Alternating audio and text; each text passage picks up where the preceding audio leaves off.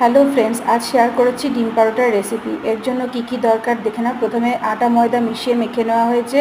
এখানে কুচো কুচো করে পেঁয়াজ আর লঙ্কা কেটে নেওয়া হয়েছে। আর দরকার এখানে একটা ডিম, এবং এই তিনটেকে এবার একসঙ্গে মিক্স করে নেওয়া হয়েছে। এখানে দেওয়া হয়েছে শুধু এমনি নুন আর কিছুটা পরিমাণ গোলমরিচের গুঁড়ো। এখানে দেখো আমার মা রুটিটাকে বেলে নিচ্ছে বেলুন চাকি দিয়ে।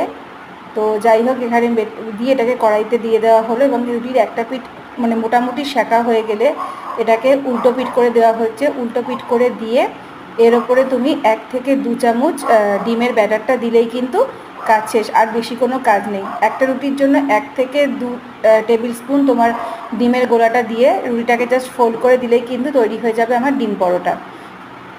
তো দেখো, এখানে দেখতে পাচ্ছ রুটির একটা পিঠ সেঁকা হয়ে গেছে। মা এখানে ডিমের ব্যাটারটা দিয়ে দিচ্ছে।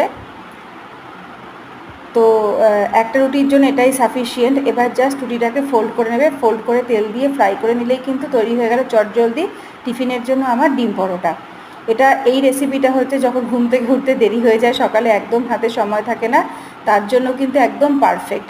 কারণ তখন রুটি তরকারি করার হয়তো অতটা সময় থাকে না। তো তার জন্য এটা একদম ঠিকঠাক, খুব কম সময় হয়ে যায়। আর খেতেও প্রচণ্ড টেস্টি লাগে। আমার তো ভীষণ ভালো লাগে। আমি এটা ভীষণ ভালোবাসি গরম গরম করে খেতে। গরম গরম সসের সাথে খেয়ে নিলাম, হয়ে গেল। তো 2খানা থেকে 3খানা পরোটা খেলেই আমার সকালবেলা হয়ে যায় টিফিন। এটা খেয়ে চলে আসি আমি অফিসে। তো দেখতেই পাচ্ছ পরোটা কিন্তু ভালো রকম ভাজা হয়ে গেছে। আর বেশি ভাজা পরোটা আমি পছন্দ করি না। আমার একটু হালকা হালকা সেঁকা পরোটাই ভালো লাগে। তো তোমাদের সাথে শেয়ার করলাম রেসিপিটা। তোমাদের ভালো লাগলে তোমরাও বাড়িতে চটজলদি বানিয়ে নিতে পারো। চলো, দেখা হবে নেক্সট একটা ভিডিও।